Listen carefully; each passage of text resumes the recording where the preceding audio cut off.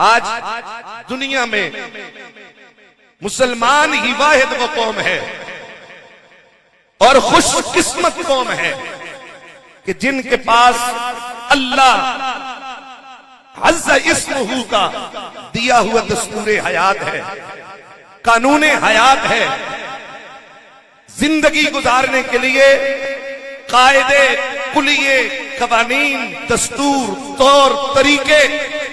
امت مسلمہ کے لیے کسی مخلوق نے ترتیب نہیں دیے، بلکہ کائنات کے خالق نے خود ترتیب دے کر قرآن کی صورت میں جمع کر کے محمد مصطفیٰ کے ہاتھوں سے امت مصطفیٰ کو عطا فرما دیے ہیں۔ لیکن آج دنیا میں ہی جہاں مسلمان خوش نصیب ترین ہیں، وہیں آج کے حالات دیکھ کر یہ کہنا پڑتا ہے کہ مسلمان ہی وہ بدقسمت لوگ ہیں آج کے اس دور میں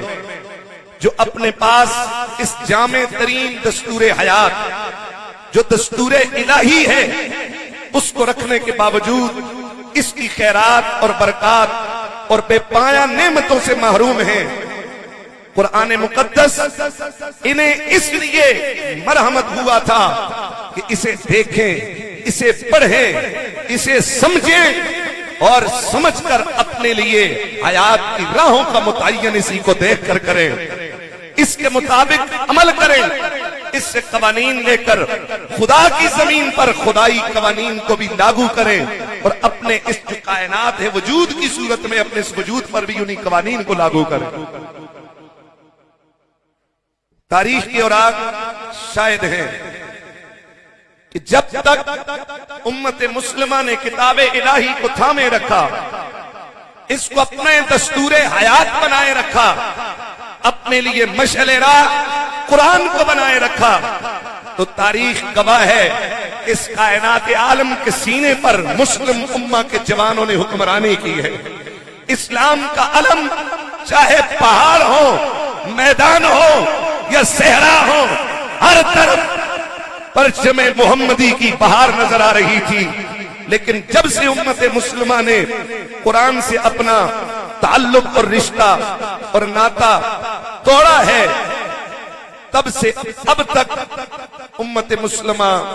زبوں حالی کا شکار ہے۔ وہ زمانے میں معزز تھے مسلمان ہو کر، تم خار ہوئے تارک قرآن ہو کر۔ اب آبزیت شام تمام امت مسلمہ اور ملت اسلامیہ کی شیرازہ اس وقت منتشر ہو چکا ہے، ہر جگہ اضطراب ہے، پریشانی ہے اور ہر طرف بے چینی ہے۔ نہ حکمرانوں کو چین نصیب ہے،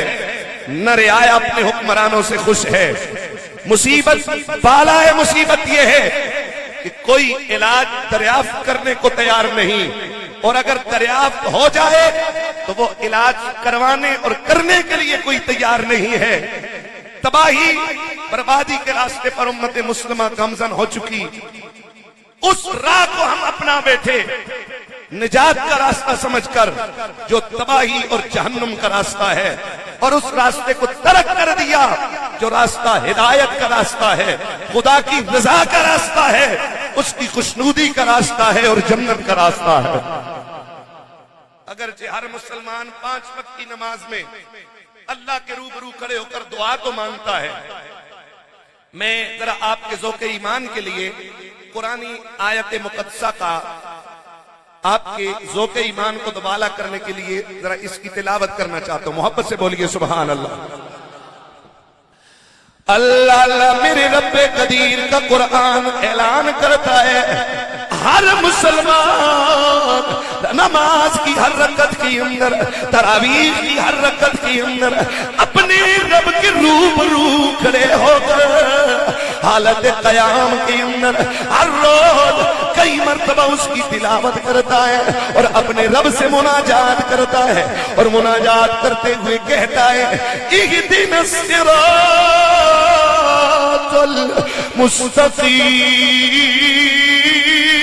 المستقیم صراط الذین انعمت علیہم غیر المغضوب علیہم ولا الضالين۔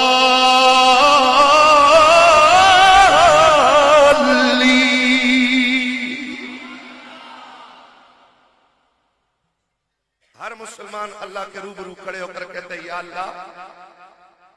ہمیں صراط مستقیم پہ چلا اور ان لوگوں کی راہ پر چلا کہ جن پر تو نے انعام کیا۔ آیت کے دو جز ہیں، ایک راستے پر چلنے کی دعا اور دوسرے راستے سے بچنے کی دعا۔ جس راستے پر چلنے کی دعا مسلمان مانتا ہے وہ نبیوں کا راستہ ہے، وہ صحابہ کا راستہ ہے، وہ آل بیت نبوت کا راستہ ہے، وہ طیبین کا راستہ ہے، وہ طاہرین کا راستہ ہے، وہ صالحین کا راستہ ہے، وہ اولیاء کاملین کا راستہ ہے، وہ قرآن کا راستہ ہے، وہ محمد کے فرمان کا راستہ ہے۔ اور دوسرے راستے سے پناہ مانگتا ہے، غیر المغضوب علیہم، اللہ ان کی راہ پر نہ چلا جن پر تیرا غضب نازل ہوا۔ مسلمان کی زبوں آنے کی وجہ یہ ہے کہ وہ کہتا کچھ ہے کرتا کچھ ہے، راستہ نبیوں کا مانگتا ہے اور چلتا کفار کے راستے پر ہے، چاہے تمدن ہو، چاہے بود و باش ہو، چاہے اس کی نظام معیشت ہو، اس نے حضور کے دیے ہوئے اصولوں کو پسے پشت ہم ڈال چکے، اور ہم یہود و نصارہ اور مغرب کے دیے ہوئے کلچر کو پروان بھی چڑھاتے ہیں اور اس کے پروان چڑھانے پر فخر بھی محسوس کرتے ہیں، اور کہیں ہمارے دنیاوی معاملات ہوں یا دینی معاملات ہوں اس میں کوئی عالم حضور کی سنت کی ترغیب دے دے تو لوگ یہ کہہ کے ٹکرا دیتے ہیں یہ مولویت ہے، یہ قدامت پرستی ہے، یہ انتہا پسندی ہے۔ نہیں نہیں نہیں، اے امت مسلمہ کے لوگوں، اے حضور کی امت کے جوانوں، ہماری اور تمہاری فلاح فقط محمد کی اداؤں کو اپنانے میں خدا نے رکھی ہوئی ہے۔ اس لیے حضور نے فرمایا تھا ترکت فیکم امرین، میں تم میں دو بھاری چیزیں چھوڑ کے جا رہا ہوں، لم تدلو، تم قطعاً کبھی گمراہ نہیں ہو سکتے ہو جب تک تم ان کو تھامے رکھو گے۔ یا رسول اللہ وہ کیا ہے جو قیامت تک